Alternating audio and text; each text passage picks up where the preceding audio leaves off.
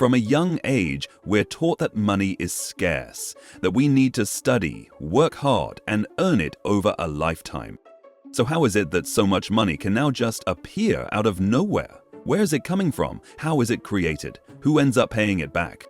In this video, we'll break down the 3 main ways money is created and the consequences that follow. You'll also learn where wealth inequality really comes from. If you stick with me until the end, you'll walk away with a clearer understanding of how today's economy truly works. I genuinely want to help people grasp this. It starts off simple, but by the end you'll see how surreal things have actually become. Section 1. Government money. Let's start with the most traditional form of money, the kind created by governments. In reality, this process is handled by central banks and mints, though it's still under government control. This includes physical currency, banknotes, and coins. But here's the catch. Physical cash only makes up a tiny slice of the total money in circulation. In many modern economies, it's just about 3 to 8%. This type of money is created to ensure banks can meet customer demands, like when you withdraw from an ATM. For example, printing a $10 bill might cost around 3 cents. That means the government gains roughly $9.97 in profit per note. This profit is called seigniorage, and it helps reduce the need for taxation. So why don't governments just keep printing cash to pay for everything? The reason has to do with politics. If politicians could create money at will, there'd be huge incentives to overspend, to fund wars, make campaign promises, and buy votes. But printing too much money leads to inflation. The more money there is in circulation, the less value each unit holds. That's the danger.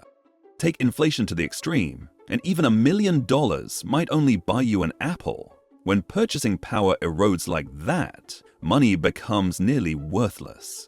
We've seen this in countries like Venezuela, Argentina, and Zimbabwe.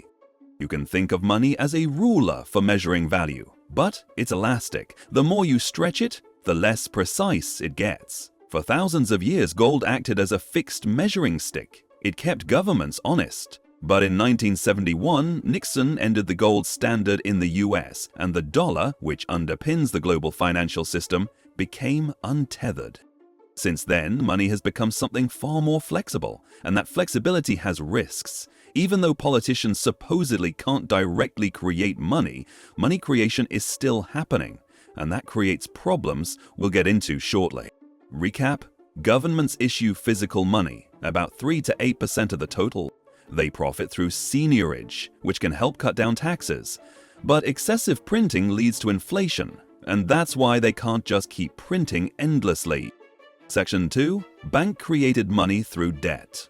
Now we move to the most important and most overlooked source of money today: private banks. In most advanced economies, around 97% of all money exists not as cash, but as digital entries created by private banks. How? Through debt. This goes back centuries. After experiencing frequent bank runs where too many people tried to withdraw money that banks didn't have, laws were changed. Banks convinced lawmakers to allow them to lend more than they actually held in deposits. This is how modern digital money began.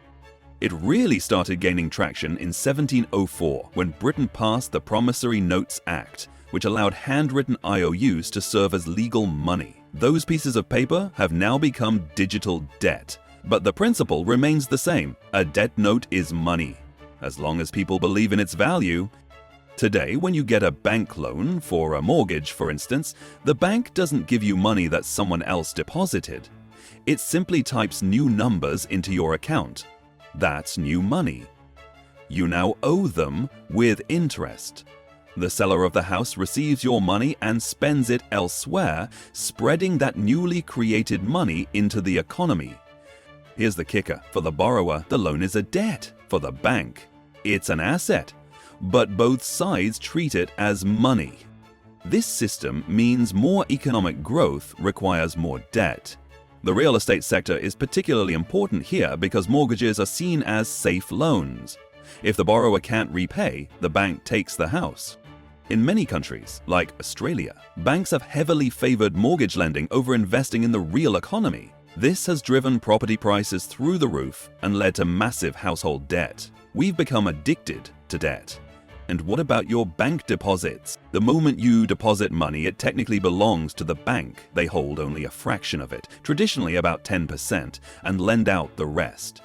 This process, known as fractional reserve lending, multiplies money throughout the system. In theory, $100 in deposits could lead to $1,000 in total money creation. But in March 2020, the Federal Reserve removed the reserve requirement entirely. Now banks in the US can lend as much as they want with zero reserves. What's more, banks can invest your deposits in risky financial instruments like derivatives, securities, and other speculative bets. These instruments were at the heart of the 2008 financial crisis, when over-leveraged bets brought down banks and nearly collapsed the global economy. The trouble is, nobody really knows how big this derivatives market is. Estimates suggest it could be over $1 quadrillion, more than 10 times the size of the global economy. In good times, this system fuels spending and growth, but once debt becomes too large to manage, defaults rise, lending stops, and recession sets in. This cycle has played out over centuries. But in 2008, we broke the pattern. The financial system had become so intertwined that governments had no choice but to bail out the banks using central banks.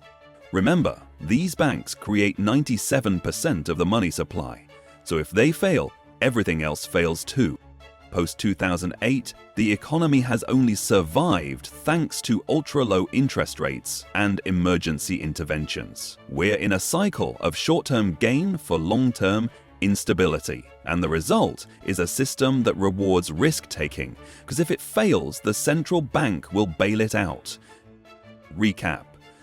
Private banks create most of the world's money by issuing debt. This money isn't backed by savings, it's typed into existence. Banks can use your deposits to speculate, and when they lose, central banks step in, putting taxpayers on the hook. Section 3. Central bank money, quantitative easing. Finally, we arrive at the third and most extreme form of money creation, quantitative easing, or QE. QE was first used by Japan in 1989 and later adopted by the US during the 2008 crisis. The idea is simple. Central banks create new money and use it to buy financial assets, mainly bonds, from banks, corporations, and sometimes the public. It was sold as a one-time emergency measure, but it never stopped. In 2008, the US government approved a $700 billion QE bailout. It was one of the biggest in history. Critics asked, if the Fed can just create money to save Wall Street, why are regular people still paying taxes? That's a fair question, especially since the public ultimately repays these debts through taxes and future austerity. From America's founding in 1776 to 2008, US debt stayed below $1 trillion. By 2014, it had reached $4.4 trillion. Then COVID hit, and $3 trillion was added in just 3 months. These massive bailouts are funded by issuing debt, bonds that are then purchased by central banks which have no savings, just create the money to do it.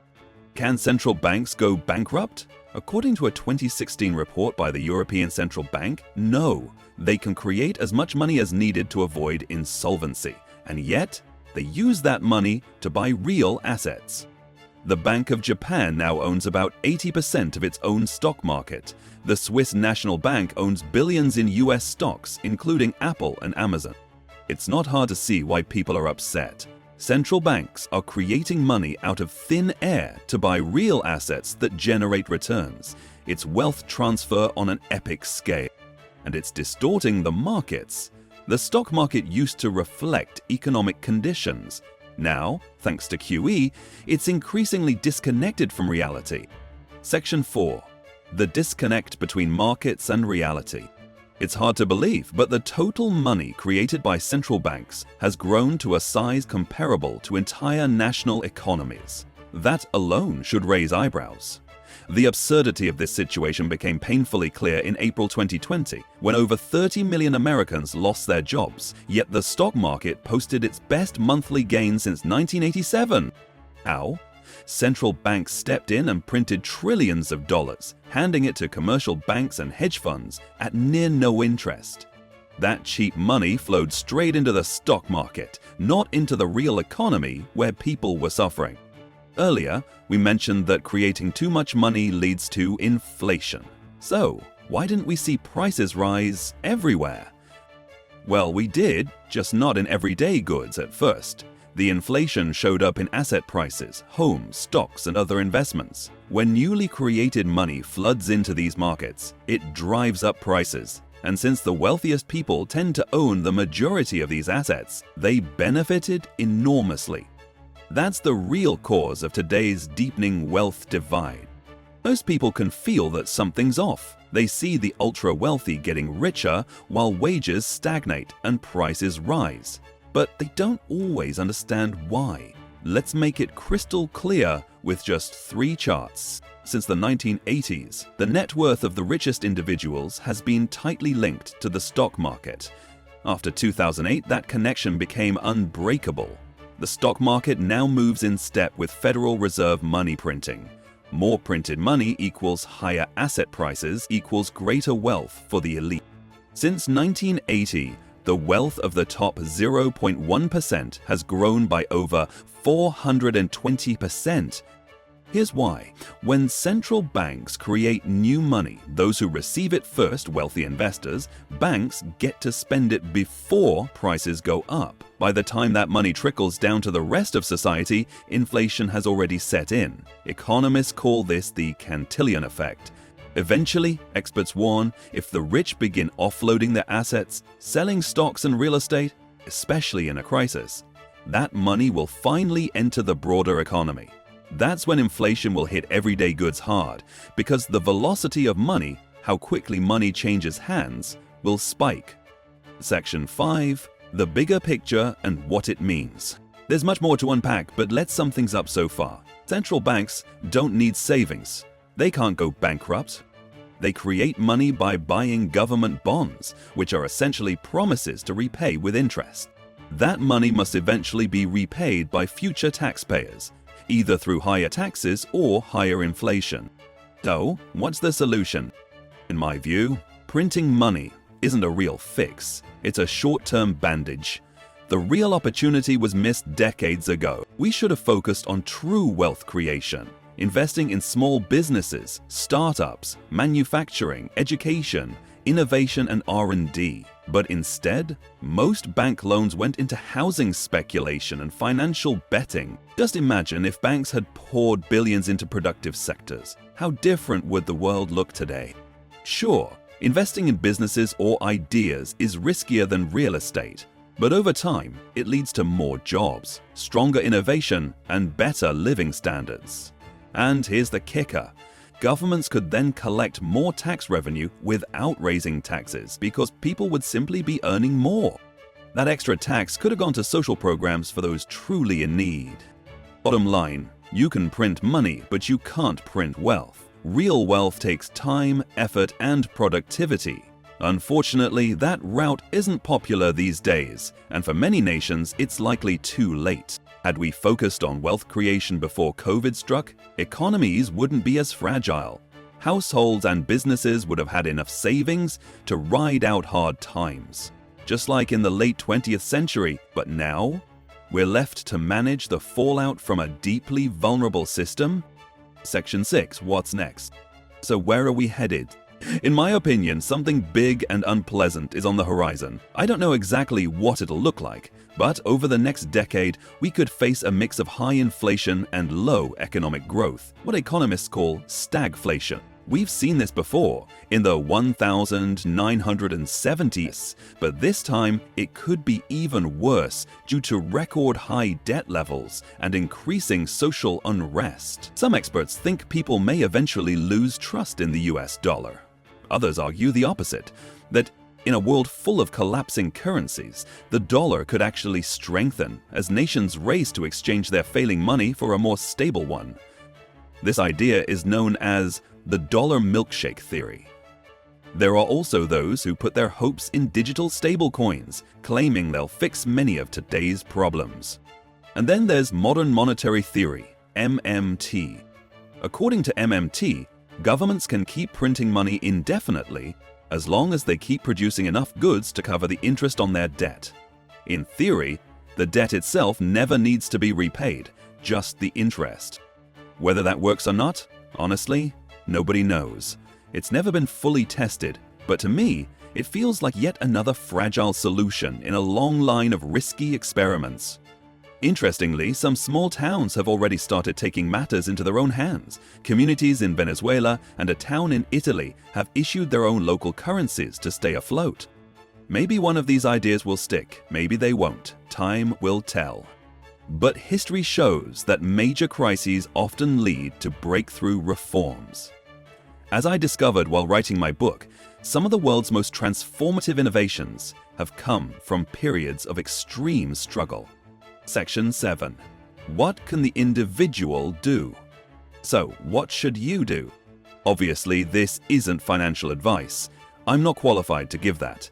But if you're concerned, it might be wise to consider converting some of your savings into non-debt-based assets. Think of it as insurance, not investment. If you're older, you may be looking at gold. It's not tied to any central bank, and no one can print more of it. Even the biggest institutions, Bank of America and Goldman Sachs, have acknowledged gold's potential, calling it the money of last resort. In fact, central banks like China and Russia have been quietly stockpiling gold for years. They likely see what's coming. If you're younger, maybe you're drawn to cryptocurrencies. Governments and banks are starting to take blockchain technology seriously, and while the sector is volatile, it could play a bigger role in the future financial system. Or, if you're more of a risk taker, you might choose to ride the wave, studying central bank policies and investing in the assets you believe will benefit from them. I can't tell you what's best. You'll need to do your own research and decide what you believe in. Final thoughts, wrapping it all up. When you really look at how money is created, through government spending, private bank debt, and central bank intervention, it starts to feel almost surreal. Many people are now waking up to the fact that something in the system just isn't working. The problem is, it's so embedded into everything around us that we don't see it anymore. It's invisible until it breaks.